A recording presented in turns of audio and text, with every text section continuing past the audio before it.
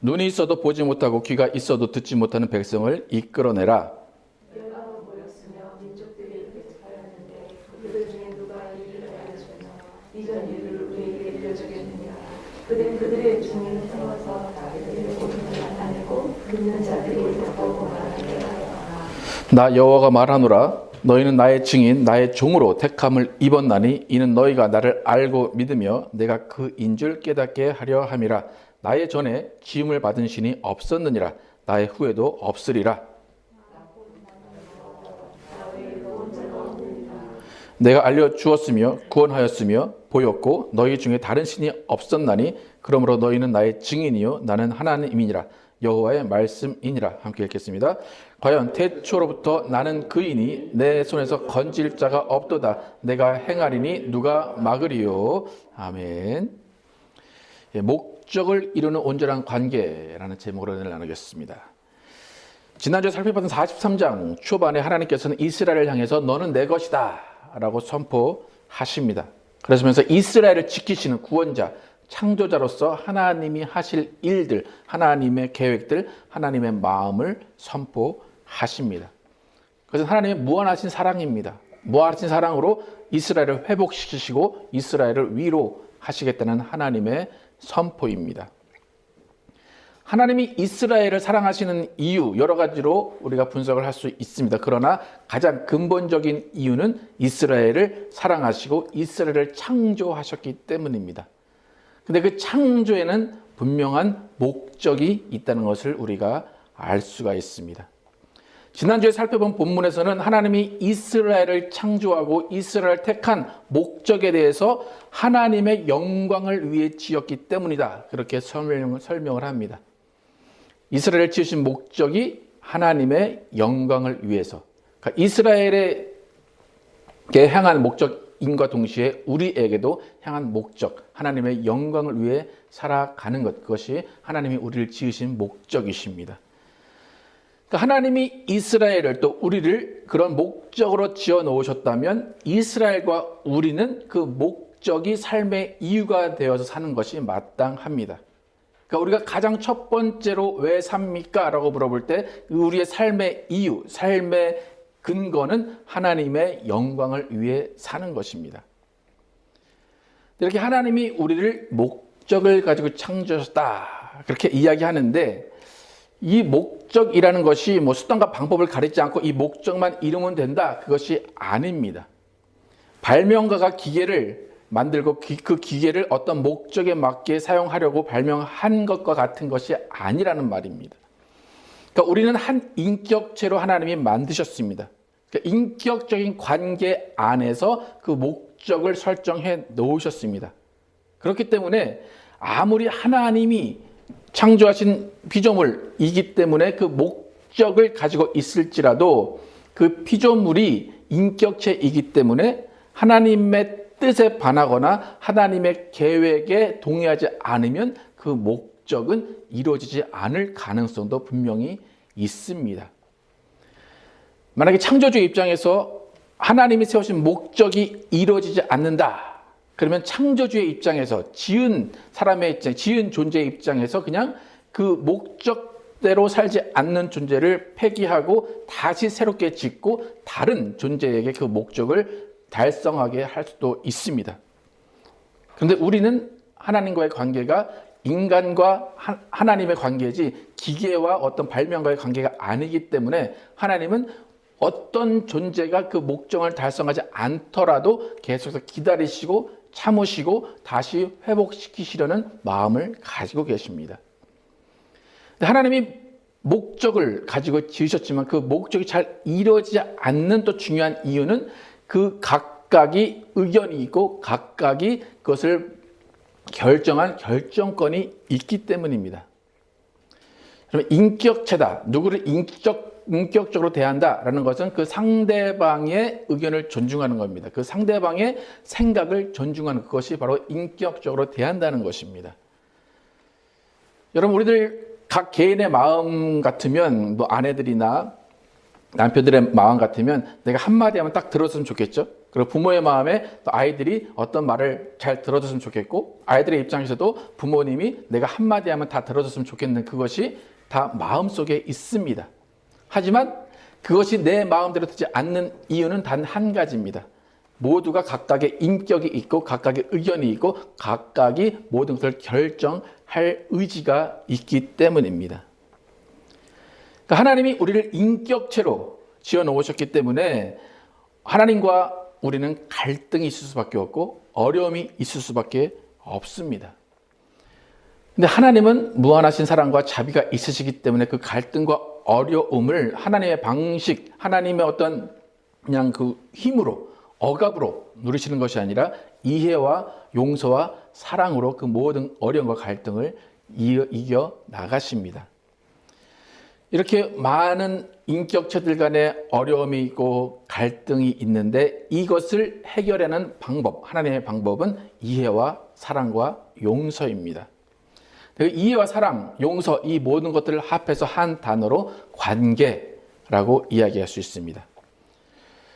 여러분 이 세상을 살아가면서 가족이나 뭐 회사나 여러 친구들이나 모든 관계 속에서 살아갑니다.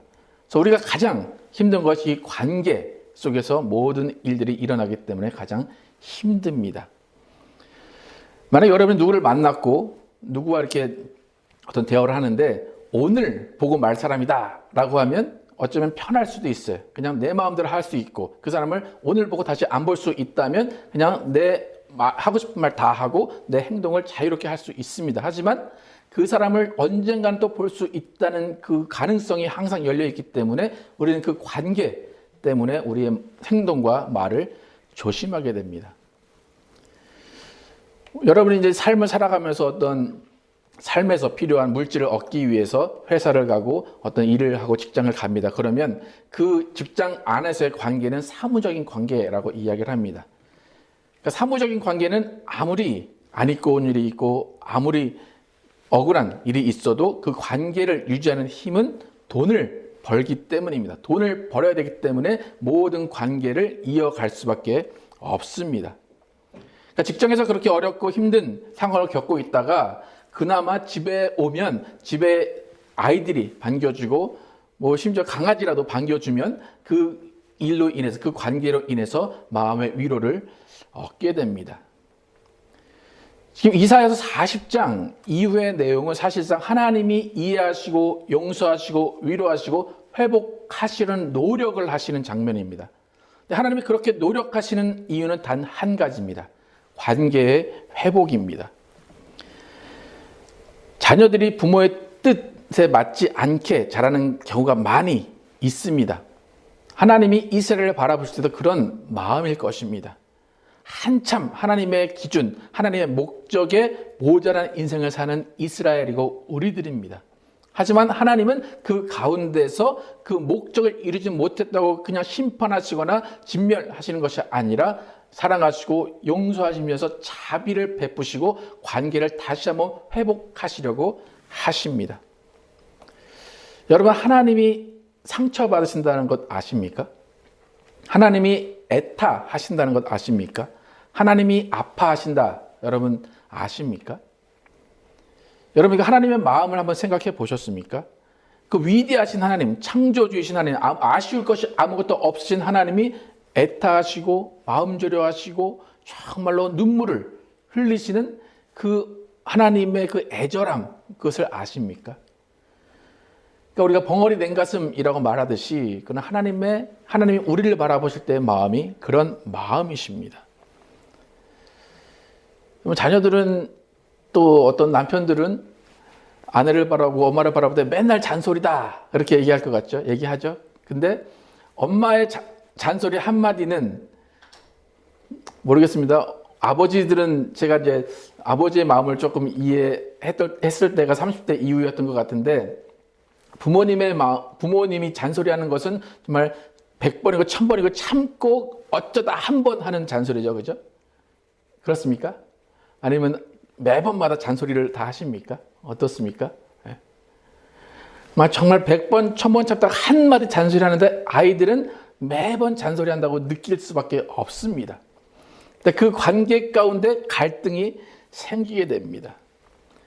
하나님도 마찬가지입니다. 하나님도 우리에게 계속해서 심판하시는 것 같고 계속해서 우리를 바른 길로 인도하시면서 우리를 채찍질 하시는 것 같지만 하나님은 너무나 참으시다가 한 번 그렇게 보응하시고 한 번 심판을 하시는 겁니다. 지금 이스라엘 70년 그 포로 생활이 그런 상황 가운데 있는 겁니다. 그러니까 아무것도 아쉬울 것이 없으신 하나님, 그 하나님이 목적을 가지고 지어놓은 그 존재가 목적대로 행하지 않음에도 불구하고 다시 한번 관계를 회복하시고 위로하시고 사랑하시려는 그 마음을 우리가 이사야서 40장 이후에서 깨달아야 됩니다. 그 이유는 바로 관계를 회복하시고 이어가시기 위해서입니다. 여러분, 우상과 우리는 관계를 이룰 수 없습니다. 여러분, 우상계에 가면 대부분 그 절에 가서 그 불상을 보면 되게 자비한 미소로 앉아 있죠, 그죠? 되게 화나 있는 불상이 혹시 있나요? 어떤가 모르겠네요. 네.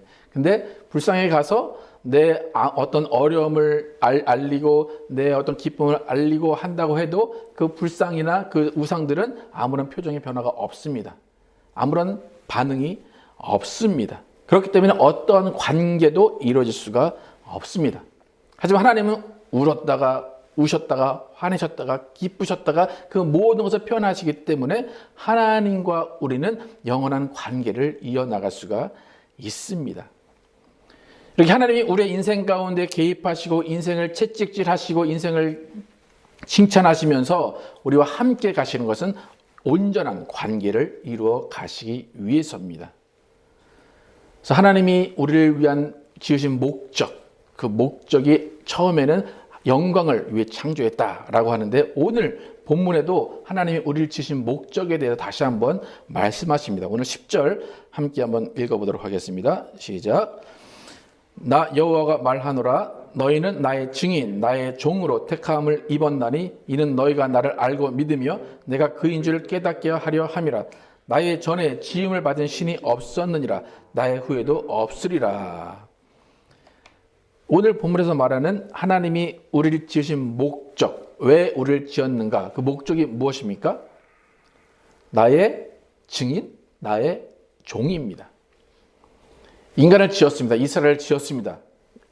그 이스라엘과 인간들을 지으신 목적은 그들을 하나님의 증인으로, 하나님의 종으로 사용하시기 위해서 지었다. 그렇게 성경은 이야기합니다. 이렇게 하나님의 분명한 목적을 가지고 지으셨다라고 성경은 이야기하는데 그 목적이 잘 이루어지지 않을 경우가 어떻게 대비되어야 하는가입니다. 하나님의 입장에서. 여러분이 어떤 목적을 가지고 어떤 물건을 지었는데 그 목적에 맞지 않으면 당연히 폐기할 수밖에 없습니다. 근데 하나도 분명히 목적을 가지고 지었는데 이스라엘이 지금 그 목적대로 행하지 않고 있습니다. 그래도 불구하고 하나님이 회복하시고 위로하시고 사랑하시는 이유, 그것이 바로 관계 때문입니다. 하나님은 분명한 목적을 가지고 지으신 그 존재에게 나는 너희 하나님이다. 너희는 나의 백성이다. 라고 말씀을 하십니다. 나의 백성, 너의 하나님, 그것은 끈끈한 관계를 이야기합니다. 끊어지지 못하는 관계를 이야기합니다. 그래서 하나님의 목적이 증인으로 삼기 위해서 이스라엘을 지었다면 하나님은 이스라엘을 그냥 놔두시는 것이 아니라 그들이 증인의 삶을 살 수 있도록 그 조건을 만들어 주십니다. 증인이 되기 위한 조건은 뭐냐면 보고 듣고 만지고 경험을 했어야 증인이 됩니다. 그러니까 하나님이 이스라엘을 너희가 나의 증인, 나의 종이 되도록 그 목적을 가지고 만들었다라고 한다면 하나님은 그 이스라엘이 그 증인의 삶을 살 수 있도록 조건을 만들어 주십니다. 그러니까 하나님은 그 조건을 만들어 주시기 위해서 이스라엘을 구원하시고 이스라엘을 사랑하시고 이스라엘을 회복시켜 주시고 이스라엘에게 나라를 만들어 주시고 이스라엘에게 모든 것들을 다 누리게 해 주셨습니다. 하나님이 그럼 증인이라는 그 목적을 가지고 이스라엘을 창조하셨기 때문에 하나님은 이스라엘에게 무한한 사랑을 베푸신 겁니다. 그러니까 이스라엘이 하나님의 증인이다라는 것은 반대로 말하면 하나님이 모든 것을 경험하게 하셨다는 거예요. 모든 사랑을 이미 주셨고 모든 자비를 이미 주셨다는 거예요. 이미 경험한 자들이 이스라엘입니다. 11절, 12절, 13절 함께 한번 읽어보겠습니다. 시작. 나 곧 나의 여호와라. 나 외에 구원자가 없느니라. 내가 알려주었으며 구원하였으며 보였고 너희 중에 다른 신이 없었나니 그러므로 너희는 나의 증인이요 나는 하나님이니라. 여호와의 말씀이니라. 과연 태초로부터 나는 그이니 내 손에서 건질 자가 없도다. 내가 행하리니 누가 막으리요. 너희는 나의 증인이다 라고 말씀하시는데 분명히 어떻게 말씀하십니까? 내가 알려주었다. 내가 보여주었다. 너희 중에 다른 신이 없었다. 근데 내가 너희의 신이 되었다. 그러니까 이스라엘이 증인으로 살게 하시기 위해서 하나님은 사랑을 주셨고 구원해 주셨고 모든 것을 이미 베풀어 주셨습니다. 그러니까 증인이 될 조건을 분명히 주셨다는 것입니다. 그렇다면 이스라엘은 하나님이 야 너희 나의 증인이야 나의 종이야 라고 할 때 발뺌할 수 없다는 겁니다. 분명히 증거할 일이 있고 분명히 증인으로서의 보고 듣고 전할 말이 있다는 겁니다. 그런데 지금 이스라엘 상황은 어떻습니까? 8절 한번 읽어보겠습니다. 시작. 눈이 있어도 보지 못하고 귀가 있어도 듣지 못하는 백성을 이끌어내라. 이미 보여줬습니다. 이미 듣게 해줬습니다. 이미 경험하게 해줬습니다. 그런데 지금 이스라엘 상황은 눈이 있어도 보지 못하고 귀가 있어도 듣지 못하는 상황입니다. 그러니까 증인의 삶을 아예 포기한 상태입니다. 그러니까 구원자이시고 창조자이신 하나님이 이스라엘을 증인으로 삼기 위해서 그들에게 모든 것을 베푸셨음에도 불구하고 이스라엘은 귀를 막고 눈을 가리고 있는 겁니다. 그러니까 전혀 하나님의 증인의 삶을 살지 않겠다는 겁니다. 다시 말하면 하나님과의 온전한 관계를 지금 끊고 있다는 겁니다. 이렇게 하나님과의 온전한 관계를 끊고 있는 이스라엘을 어떻게 해라 말씀하십니까? 눈이 있어도 보지 못하고 귀가 있어도 듣지 못하는 백성을 어떻게 해라? 이끌어내라 라는 겁니다. 이끌어내라 하시는 목적은 뭡니까? 내가 지었으니까 너희는 이걸 반드시 해야 돼. 그걸까요? 그들을 이끌어내라. 그것은 무엇이냐면 하나님의 사랑을 다시 한번 회복시키겠다는 겁니다. 하나님의 자비하심을 다시 한번 경험하게 하시겠다는 겁니다. 다시 한번 하나님과의 사랑의 관계를 회복시키시겠다는 겁니다. 이스라엘을 증인 삼으십니다. 우리를 증인 삼으십니다. 근데 사실 하나님이 우리를 증인 삼으시고 이스라엘을 증인 삼으셔서 그렇게 큰 증거 받지 못하십니다. 여러분 예수님의 증인이다 라고 여러분 스스로 자부하십니까? 스스로 나는 예수님의 증인이다. 다 증인이 돼야 된다 라고 말을 분명히 알고 있죠. 그죠? 모르시는 분 계십니까? 근데 여러분 평생 동안 전도 몇 명 하셨습니까? 손에 꼽히지 않습니까?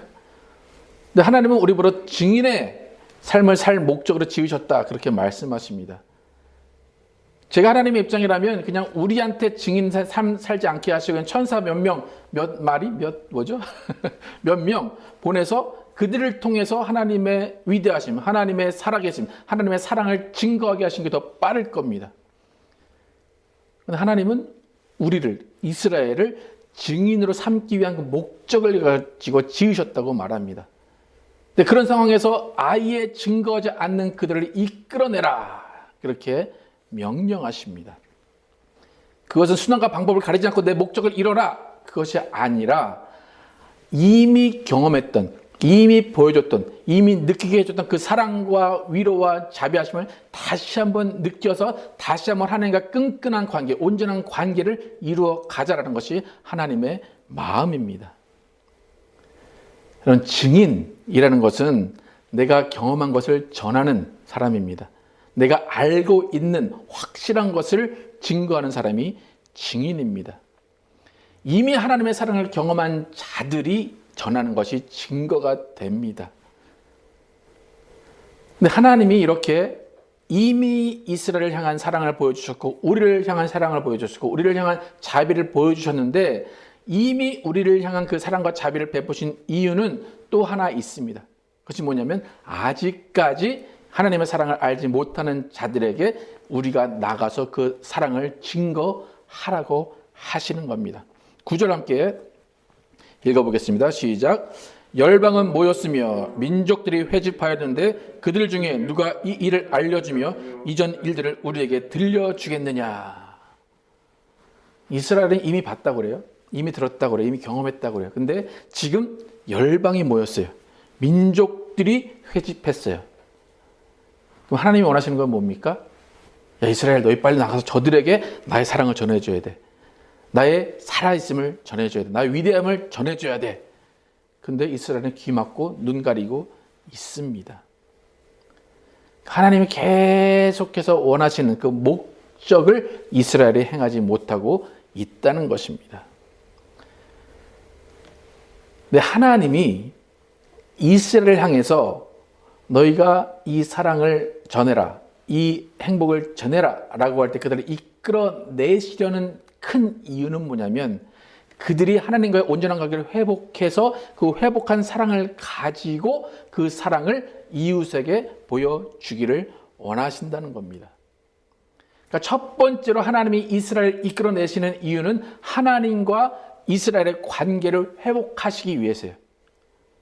그리고 그 관계를 회복한 자들이 이제 나가서 이웃과의 관계 가운데 하나님을 선포하기를 원하신다는 겁니다. 그러니까 하나님은 지금 오직 하나님과의 관계만을 다루시는 것이 아니에요. 너희가 회복되어서 해야 될 일이 있는데 그것은 뭐냐면 이웃과의 관계에서 너희가 나를 드러내면서 나를 선포해야 돼라는 것입니다. 여러분 잘 생각해 보시기 바랍니다. 여러분 어쩌면 여러분은 하나님과 관계가 아주 좋을 수도 있습니다. 그냥 흠잡을 데 없이 난 너무 하나님과 행복한 관계입니다. 너무 하나님을 찬양하고 하나님이 저에게 말씀하십니다. 순종하고 있습니다. 그럴 수도 있습니다. 근데 하나님은 그것만을 원하는 게 아니라는 겁니다. 왜요? 우리를 지으신 목적이 뭐기 때문에? 증인이기 때문에. 그러니까 증인이라는 목적을 가지고 지으셨다는 것은 뭐냐면 하나님과의 관계 플러스 이웃과의 관계를 반드시 생각하라는 겁니다. 하나님의 증인으로 택하셨다. 그것은 여러분 잘 생각하시기 바랍니다. 하나님과 관계만이 아닙니다. 증인이 되기 위해서는 이웃과의 관계가 좋아야 증인이 될 수 있습니다. 여러분 하나님을 열심히 믿고 열심히 신앙생활하고 열심히 교회생활을 합니다. 그런데 세상에서 나가면 욕을 먹고 있고 세상에 나가서 좋아하지 못하면 여러분 절대로 증인의 삶을 살 수가 없습니다. 예수님도 이 땅에 오셔서 많은 말씀을 수없이 하셨습니다. 그런데 단 한 가지 남겨놓고 세 계명 한 가지 남겨놓고 가셨습니다. 그것은 뭡니까? 서로 사랑하랍니다. 요한복음 13장 34절 함께 한번 읽어보겠습니다. 시작. 새 계명을 너희에게 주노니 서로 사랑하라. 내가 너희를 사랑한 것 같이 너희도 서로 사랑하라. 너희가 서로 사랑하면 이로써 모든 사람이 너희가 내 제자인 줄 알리라.